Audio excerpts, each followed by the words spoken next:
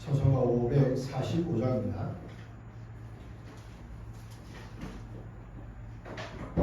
처서가 545장입니다.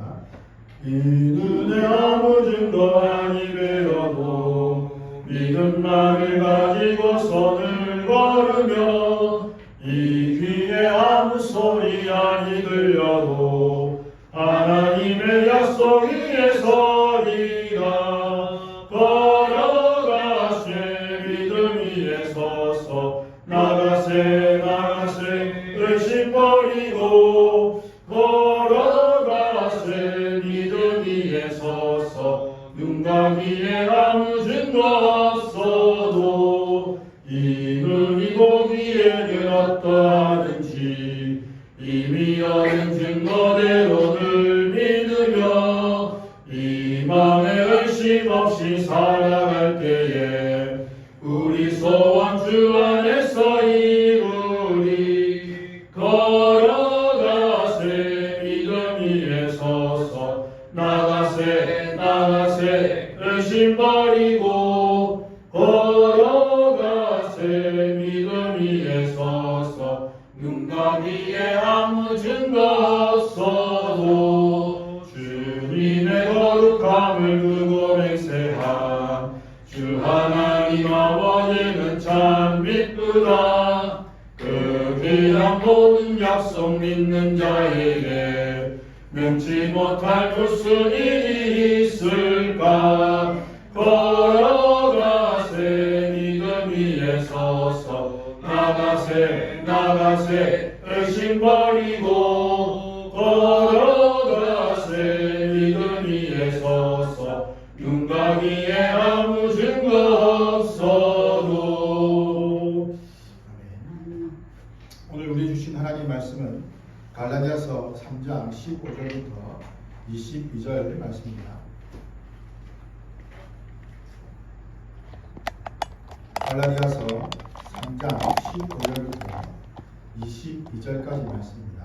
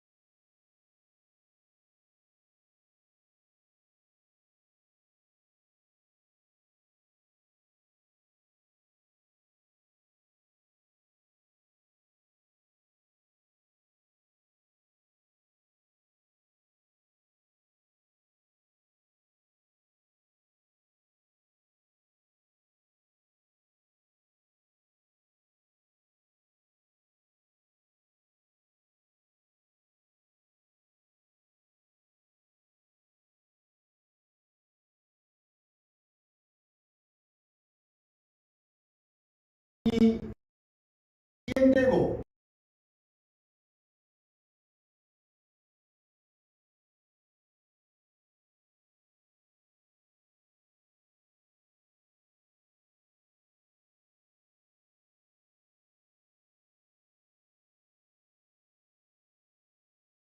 변경될 수가 없어.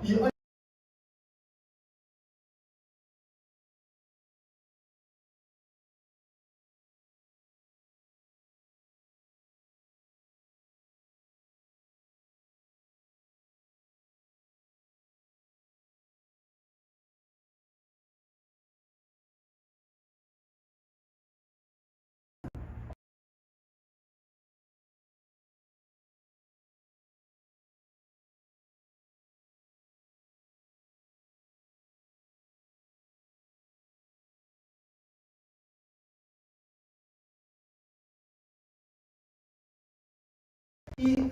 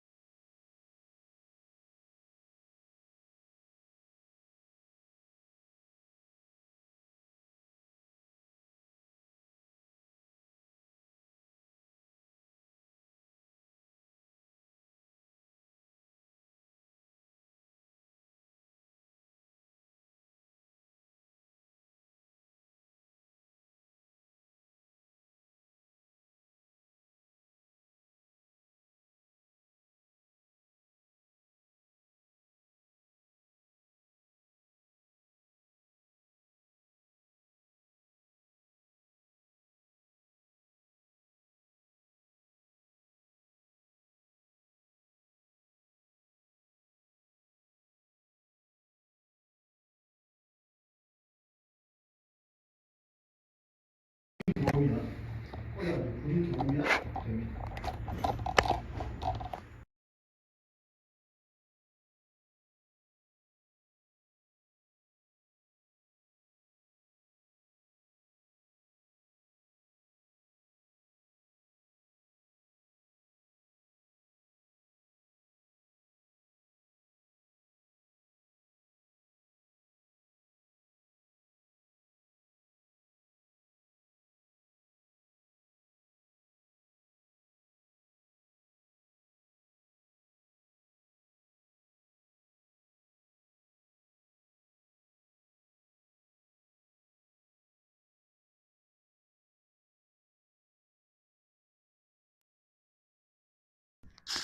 하나, 둘, 셋. 연결됐다 나오는데. 소리 나오죠? 예, 계속해서 하도록 하겠습니다. 이게 방송 사고가 나면 이게 조금 중간에 좀 애매하게 됩니다. 자, 두 번째는 하나님이 직접 약속하셨다는 건데, 이 약속에 대해서 하나님이 아브라함에게 말씀을 하셨다라고 합니다. 17절 보시면 내가 이것을 말하노니 하나님께서 미리 정하신 언약을 말씀하는데, 미리 정하신 언약은 곧 바로 아브라함에게 하신 말씀이죠. 자, 이스라엘이 민족을 이루기 전입니다. 아직까지 아브라함 가정 혼자입니다. 아직 민족도 없고 아들도 없는 그 상황입니다. 훨씬 전입니다. 이스라엘 민족이 애굽에 내려가기 훨씬 전, 즉 430년 전. 그래서 감주합니다. 그래서 훨씬 뒤에 주어진 율법이 이 약속을 헛되게 할 수 없다는 것을 말씀하시는 거죠. 자, 이렇게 애굽에 내려가서 이방인의 종이 될 것이라는 말씀을 창세기 15장 13절에 이미 말씀을 하십니다. 그 기간이 430년이 될 것이다. 그리고 출애굽기 12장 40절 41절 보시면 430년이 끝나는 그날에 여호와의 군대가 다 애굽 땅에서 나왔다라고 말씀합니다. 하나님께서는 아브라함에게 하신 그 약속을 잊지 않으시고 정확하게 430년이 되었을 때에 이스라엘 민족을 애굽에서 이끌어내셨다는 겁니다. 자, 그러면서 아브라함에게 주신 언약보다 훨씬 뒤에 주어진 이 율법이 어떻게 언약을 무효화시키느냐. 이미 주신 그 약속이 있는데 뒤에 나온 그 법이 이 약속을 무효화할 수 없다는 말이죠. 오히려 뒤에 주어진 것이기 때문에 이 약속을 확증시키는 것이다 라고 말하는 겁니다. 즉 하나님의 약속을 강화하는 것이죠. 하나님께서 약속하신 것을 율법이 깨닫도록 하여서 하나님을 오히려 더 의지하도록 한다는 겁니다. 자, 18절에서 말하는 유업이라는 것은 아브라함과 그 후손들에게 주신 가나안 땅을 의미하는데, 더 나아가서 믿음의 후손들, 영적 후손들에게는 영적 가나안을, 즉 천국을 의미하는 거죠. 최종적으로 그 영적 가나안을 아브라함과 그의 영적 후손들에게 주시겠다라고 약속하시는 겁니다. 만약 이 유업이 율법을 지켜서 성취하여 얻을 수 있는 것이라면 하나님의 약속은 아무런 의미가 없다는 거죠. 한 구원자를 보내셔서 이 땅을 얻도록 하실 것인데, 만약 백성들이 율법을 잘 지켜내서 얻는다면 하나님 약속은 아무런 소용이 없다는 겁니다. 헛된 것이고 무의미하다는 겁니다. 로마서 4장 14절에 만일 율법에 속한 자들이 상속자이면 믿음은 헛것이 되고 약속은 파기되었다고 합니다. 율법에 속한 자가 유업을 위해 상속자가 되면 하나님의 약속은 쓸모없는 것이 되고 만나는 거죠. 인간이 스스로 율법을 지켜서 유업을 얻을 수 있다면 예수님의 죽으심도 헛되고 아무런 의미가 없다는 말입니다. 율법은 그리스도께서 다 성취하셨습니다. 다 이루셨습니다. 그래서 내가 다 이루었다라는 말씀을 하시고 죽으신 것이죠. 때문에 더 이상 이 구원을 위해서 율법에 순종할 필요가 없다는 거죠. 율법을 행할 수 있는 능력이 인간은 없습니다. 자신을 스스로 구원할 능력이 없습니다. 죄로 말미암아 원래 갖고 있던 그 능력을 잃어버렸고, 그렇기 때문에 죄에서 스스로 구원할 수가 없는 거예요. 사람은 선한 존재가 아닙니다. 착한 사람이 아니라는 거예요. 착한 존재가 아니라는 거예요. 물론 태초에는 선했지만, 그러나 그 선한 상태를 유지하지 못하고 타락하여서 불순종하는 죄인이 되었습니다. 때문에 인간에게는 어떤 선한 것도 나올 수 없습니다. 그야말로 추악하고 더러운 존재죠. 이 추악하고 더러운 것을 감추기 위해서 사람들이 계속해서 무엇인가 외적인 것을 계속 행하는 겁니다. 계속 행함으로써 사람들이 인식시키는 거죠. 난 이렇게 경건한 사람이야. 난 이런 사람이야. 난 저런 사람이야. 사람들에게 눈에 보여주는 것을 통해서 자신이 어떤 존재라는 것을 각인시키는 거예요. 내면의 더러움과 추함을 해결하기보다 오히려 감추기 위해서 계속해서 무엇인가 만들고 행하고 노력하고 추구하여서 자신의 그 더러움을 감추려고 하는 그런 모습들이 사람의 모습이라는 거예요. 그러나 하나님은 오히려 마음의 할례를 받아라. 그 마음의 단단함을 깨트려라. 굳은 마음을 깨트려라. 바위와 같은 그 돌과 같은 그 마음을 깨트려라고 말씀하시면서 그렇게 내면을 깨끗하게 바꾸야만 오히려 외모가 자연스럽게 외향적인 것도 자연스럽게 나온다는 거죠. 우리가 외상을 입으면 눈에 보이기 쉽습니다. 뭐 손가락이나 또는 뭐 눈에 보이는 것을 다치면 쉽게 알아보고 치료가 되지만 그러나 우리가 안에서 우리 몸속에서 어떤 질병이 생기게 되면 굉장히 그것이 알기가 어렵다는 거죠. 그것이 좀 진행이 되어서 외적으로 나타나는 현상이 없으면 알기가 어렵다는 말입니다. 그럼 시간을 지나게 되면 굉장히 악하게 되고 또 아주 위험한 지경까지 가게 된다는 거죠. 인간이 아무리 겉으로 훌륭하고 화려하게 꾸민다 할지라도 이 내면의 부패를 극복하지 못하면 결코 회복될 수가 없습니다. 아픈 상처를 치료해야 되는데 엉뚱한 것을 치료한 것과 같은 것이죠. 심령이 아프고 영혼이 죽었는데 다른 부위를 치료하는 것은 잘못입니다. 인간이 보기에는 전혀 하자가 없어 보이고 어떤 염려나 어떤 이렇게 부정과 불의가 없다 보일지라도 하나님 보시기에는 그 중심이 분명히 잘못됐다는 거예요. 그 방향이 잘못됐다는 거예요. 이런 죄의 문제를 율법의 순종함으로써 해결할 수 있는가요? 그렇지 않다는 겁니다. 율법이 아니라 먼저 약속의 말씀을 주셨다. 먼저 여자의 후손을 통해서 뱀의 머리를 부수겠다는 그 말씀을 주셨다는 거죠. 그래서 약속이 율법보다 앞선다는 것을 우리가 알아야 됩니다. 하나님께서는 이것을 약속하셨기 때문에 그 약속을 우리는 믿으면 됩니다. 이것이 믿음입니다. 약속에 대한 믿음을 잃지 않도록 우리가 말씀과 기도에 힘써야 되는 거죠. 성경은 약속의 책입니다. 오실 메시아와 오신 메시아, 앞으로 또 올 하나님의 나라에 대한 책들입니다. 때문에 이 성경 자체가 약속이기에 우리는 약속에 대한 분명하고도 확고한 믿음을 가져야 됩니다. 창세기 15장에 아브라함과 하나님이 언약을 맺었죠. 짐승을 쪼개고 그 쪼갠 것을 마주대하고 중간을 지나갑니다. 근데 하나님께서는 어두울 때에 연기라는 그 화로가 보며 타는 횃불이 그 쪼갠 사이로 지나게 됩니다. 지난번에 말씀드렸지만 이것은 당사자들이 함께 그 쪼갠 사이로 지나가야 됩니다. 그러면 한쪽이 이 언약을 어기게 되면 내가 이 쪼갠 고기처럼 내 몸이 쪼개져 죽을 것이다라는 그런 의미가 담겨 있는 거죠. 그런데 아브라함은 지나지 않고 횃불만 지나게 됩니다. 즉 하나님이 이 횃불을 지나심으로써 이 언약을 지키겠다라는 것을 보여주신 거죠. 그러면 그렇게 하심으로써 아들을 보내셔서 십자가에서 죽게 하셨던 겁니다. 이러한 하나님의 언약을 율법이 결코 앞설 수가 없다라는 것을 바울이 말하고 있습니다. 복음과 율법이라는 그 두 길이 있다 할지라도 결코 율법의 길로 갈 수가 없다는 거예요. 오직 언약의 길, 복음의 길을 가야만 하나님의 복을 받을 수가 있다는 거예요. 생일을 앞둔 아들에게 아버지가 말합니다. 생일날 자전거를 사주겠다. 아이들에게 많이 하는 말이죠. 생일날 뭐 사줄게 약속을 합니다. 그리고 아들은 뭡니까? 생일을 그 약속만 되면 약속을 기억하고 생일 되면 이제 그 자전거를 받을 것이라는 생각에 굉장히 부풀어 있는 거죠. 계속 묻습니다. 생일이 언제 얼마 남았다. 생일 얼마 남았다. 계속 얘기하죠. 근데 며칠 후에 아버지가 시험 잘 치면 자전거 사줄게 라고 말을 바꿉니다.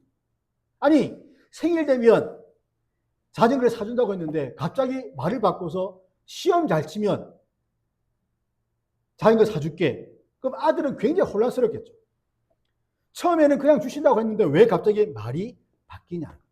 조건이 바뀌냐는 거예요. 이것이 사람의 모습입니다. 때로는 우리는 말을 해놓고도 때로는 잘 지키지 못할 때가 많습니다. 때로 상황에 따라서 말이 바뀌기도 하고 또 이렇게 변경되기도 하고 더해지기도 하고 빼기도 하고. 그러나 하나님은 그렇지 않다는 겁니다. 하나님 아브라함에게 먼저 주겠다라고 약속하셨고 430년 후에 율법을 주셨습니다. 그래서 율법은 약속을 취소하기 위해 주어진 것이 아니라 이 약속을 더욱 분명하게 하기 위해서 주어진 것이다 라고 말씀하는 겁니다. 우리의 구원은 우리의 노력과 의와 우리의 어떤 잘남, 어떤 조건에 의한 것이 아니라 하나님의 약속 위에 세워졌다라는 것입니다. 우리의 믿음의, 우리의 순종의 정도가 아니라 하나님의 신실하심을 붙드는 그 믿음이 우리의 믿음이 되어야 되는 겁니다. 복음은 이 율법의 길을 인간 대신에 다 성취하신 분이 바로 예수님을 알려주는 것이기 때문에 내가 해야 되는 것이고 내가 걸어가야 되는 것이고 내가 십자가를 지고 죽어야 되고 내가 율법을 완성해야 되는 그것을 대신 이루신 분이 있다라는 것을 알려주는 것이 바로 복음이라는 거죠. 네가 해야 되고 네가 율법을 다 지켜야 되고 네가 십자가를 지어야 되고 네가 죽어야 된다. 이것은 율법이지만 그러나 그것을 다 대신 하신 분이 있다라고 말해준 것이 바로 복음이라는 겁니다. 이러한 복음이 되기 위해서 우리는 먼저 자신의 무능력함을 인정하고 그것을 받아들이는 거죠. 인정이 없다면 복음이 복음으로 들리지 않습니다. 오히려 어리석게 들리고 미련하게 보일 뿐입니다. 자신이 죄인임을 인정하는 것이 바로 성령께서 하시는 사역입니다.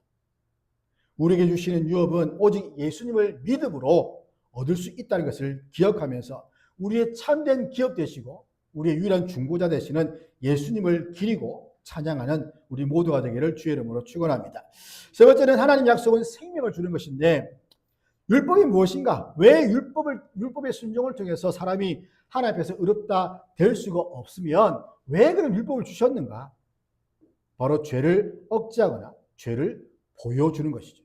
그래서 사람들로 하여금 의롭다함을 얻기 위해서 그리스도가 필요하다라는 것을 깨닫게 하기 위함입니다. 로마서 7장 13절에 그런즉 선한 것이 내게 사망이 되느냐? 그럴 수 없느니라. 오직 죄가 죄로 드러나기 위하여 선한 그것으로 말미암아 나를 죽게 만들었으니 이는 계명으로 말미암아 죄로 심히 죄가 되게 하려 함이라. 계명으로 말미암아 죄가 죄 되게 하기 위함이다. 죄를 알지 못하는 자들에게 죄가 죄인 것을 알게 하는 거죠. 거짓말합니다. 아무도 앞에서 말 안 합니다. 그러면 이 거짓말이 죄인 줄 모르는 거죠. 그런데 어느 날 부모님이 너 거짓말하면 그것은 죄야 라고 말해주면 아이는 인식하는 거죠. 근데 또 거짓말합니다. 또 얘기해 줍니다. 또 거짓말합니다. 반복해서 가르쳐 줌으로써 이 거짓말이 죄고 거짓말을 하지 않도록 하는 것이죠. 이게 바로 율법의 기능이라는 겁니다.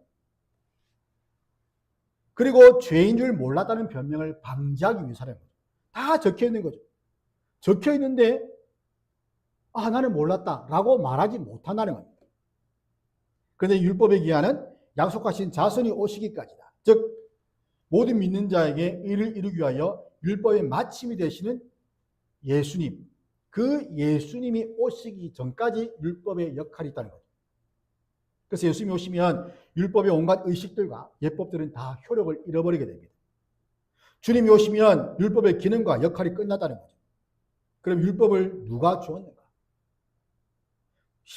보시면 19절 보시면 천사들을 통하여 한 중보자의 손으로 베푸신 것인데 약속하신 자손이 오시기까지 있을 것이다. 천사를 통하여. 그러니까 유대인의 전설에 따르면 천사를 통해서 모세에게 십계명을 전했다라고 그렇게 보고 있습니다. 사도행전 7장 38절 시내산에서 말하던 그 천사와 우리 조상들과 함께 광야 교회에 있었고 또 살아있는 말씀을 받아 우리에게 주던 자가 이 사람이라. 히브리서 2장 2절 보시면 천사를 통하여 하신 말씀이 견고하게 되어 모든 범죄함과 순종하지 아니함이 공정한 보응을 받았다. 율법을 주실 때에 한 천사와 모세가 관여했다는 것을 알 수 있습니다. 여기서 중보자는 모세고 예수님은 새 언약의 중보자라는 거죠. 히브리서 8장 6절 보시면 더 좋은 약속으로 세우신 더 좋은 언약의 중보자시고 또한 히브리서 12장 24절에 새 언약의 중보자신 예수다라고 합니다. 하나님이 약속을 직접 하셨지만 율법을 주실 때는 중보자의 손을 통해서 주셨다는 거죠. 즉 율법 아래에서는 사람들이 율법을 범하며 살 수밖에 없기 때문에 하나님께 나아가는 것을 중지해 줄 중보자가 필요하다. 그래서 모세를 세우셔서 하나님과 이스라엘 백성 사이에 중보자를 세우시고 그 모세를 통해서 율법을 주셔서 백성들에게 전달하심으로써 이렇게 하나님이 백성들과 이 사이에 중보자를 통해서 말씀을 하셨다는 겁니다. 율법을 통해서는 의롭게 될 수가 없고 생명을 얻을 수가 없습니다. 오직 언약의 중보자를 통해서만 생명을 얻을 수가 있다는 것을 말씀하시는 거죠. 곧 예수님을 통해서만 하나님께 나아갈 수가 있다. 지금도 하나님 우편에서 자기 백성을 위해서 친히 간구하시고 계십니다. 때문에 그리스도인들은 긍휼하심을 받고 때를 따라 돕는 은혜를 얻기 위해서 은혜의 보좌 앞에 예수님을 통해서 담대히 나아갈 수가 있다는 것이죠. 언약의 주인공 되시고 길과 진리와 생명과 부활이 되신 예수님, 그 예수님을 통해서 하나님의 그 생명이 우리에게 공급이 됩니다. 그렇다고 해서 율법이 하나님의 말씀과 반대되느냐? 아니라는 겁니다. 오직 하나님을 알게 하고 인간이 죄인임을 알게 함으로써 더 하나님 앞에 나아갈 수 있도록 우리를 때로는 독려하고 때로는 채찍질하여서 우리가 더 비참한 존재, 더 하나님 앞에서 정말 낮아져야 할 존재임을 알게 함으로써 오직 예수님과 그분의 십자가를 바라보게 하는 그 역할을 한다는 거죠. 만약 아담이 죄를 짓지 않고 계속 순전한 상태로 있었더라면 사람들은 하나님이 주신 그 율법을 지킴으로써 생명을 얻을 수가 있었을 겁니다. 그러니까 그것은 가정이죠. 그러나 실제로는 죄를 지어서 그것이 불가능하게 되었다는 겁니다. 병원 가면 여러 가지 검사를 합니다. 몸에 안에 무슨 어떤 병이 있는지를 검사합니다. CT를 찍든지 MRI 찍든지 엑스레이를 찍든지 검사해서 몸 안에 어떤 질병이 발견된다는 거예요. 그런데 그 CT나 MRI, 엑스레이가 그 질병을 치료하는 것은 아닙니다. 그냥 보여주는 거죠. 그리고 치료는 누가 합니까? 의사가 하는 거죠. 율법도 마찬가지입니다. 우리 죄를 보여줍니다. 당신은 죄인입니다. 스스로 구원할 수 없습니다. 하지만 죄를 치료하지 못합니다. 죄를 치료하시는 예수님을 알려주는 거죠. 율법은 병을 진단하는 기계고 복음은 생명을 살리는 치료입니다. 그래서 우리는 율법 앞에서 절망하지만 복음 앞에서는 소망을 얻게 되는 겁니다. 로마서 2장 10절에 의인은 없나니 하나도 없고 또 에베소서 2장 3절에 모두가 다 본질상 진노의 자녀다. 우리는 이 세대를 본받지 말아야 돼요. 마음으로 변화되어서 하나님의 선하시고 기뻐하신 뜻이 무엇인지를 분별하도록 해야 됩니다. 그래서 22절 보시면 하나님께서는 율법을 주셔서 죄 아래 가두셨다라고 합니다. 성경의 모든 것을 죄 아래 가두셨으니 이것은 왜 그러냐? 바로 예수 그리스도를 믿음으로 말미암는 약속을 믿는 자들에게 주려 함이라. 생명과 구원을 주시기 위함이죠. 생명의 성령을 주시기 위함입니다. 14절 하반절 보시면 또 우리로 하여금 믿음으로 말미암아 성령의 약속을 받게 하려 함이라. 믿는 자들에게 생명을 주시는 성령을 주심으로써 이 땅에서 선한 행실을 하며 살 수 있도록 인도해 나가십니다. 성령의 지배는 무엇인가? 곧 은혜의 지배입니다. 그 아래 거하도록 하신다는 거죠. 성령께서 함께 하심으로써 우리의 삶에서 정말 하나님 주신 그 신령한 은혜를 경험하여서 정말 우리 삶이 이런 은혜로 풍성하게 넘쳐나는 그런 삶이 될 수 있기를 간절히 소망합니다. 내비는 새로운 길로 안내합니다. 운전을 하면 목적지를 안내하고 또 목적지를 가다가 길을 잃으면 새로운 길로 안내하는 거죠. 율법도 마찬가지입니다. 너는 잘못된 길을 가고 있다. 이 길은 죄의 길이다. 이것은 잘못된 길이다. 이 길은 하나님 기뻐하지 않는 길이다. 라고 알려줍니다. 하지만 복음은 바로 예수 그리스도가 길이다. 라는 것을 알려주는 거죠. 주님이 말씀하신 것처럼 내가 곧 길이요 진리요 생명이다. 결국 우리를 예수님께로 인도하는 것. 하나님 약속에는 생명이 있습니다. 그 생명은 이 땅에서 오랫동안 사는 것보다 영원한 생명을 의미하는 거죠. 때문에 율법의 무거운 짐을 지고 가는 우리를 향해서 주님은 이렇게 말씀하십니다. 수고하고 무거운 짐진 자들아 다 내게로 오라. 내가 너희를 쉬게 하리라. 율법의 짐을 벗어버리고 죄의 짐을 벗어버리고 복음, 즉 예수님에 대한 그 복음을 믿음으로 말미암아 의롭다함을 받음으로 말미암아 우리는 모든 죄로부터 자유함을 누리고 참된 평안과 위로와 안식을 누린다는 겁니다. 율법은 거울이 되고 복음은 생명수입니다. 거울은 얼굴의 더러움을 보여주지만 씻어주지는 못하는 거죠. 율법은 우리의 죄를 드러내지만 오직 예수님의 복음만이 우리의 죄를 씻고 생명을 준다는 것을 기억해야 됩니다. 그렇기 때문에 우리는 약속하신 이 예수님, 약속하신 구원자 예수님을 우리가 붙들고 믿음으로써 우리의 그 구원에 대해서 확신하고 흔들리지 않는 그 확신을 가지고 살아갈 때에 우리의 삶은 참된 생명과 또 하나님 주시는 그런 풍성한 은혜가 가득하게 될 것입니다. 이러한 삶을 살아가는 저와 여러분 되기를 주의 이름으로 축원합니다.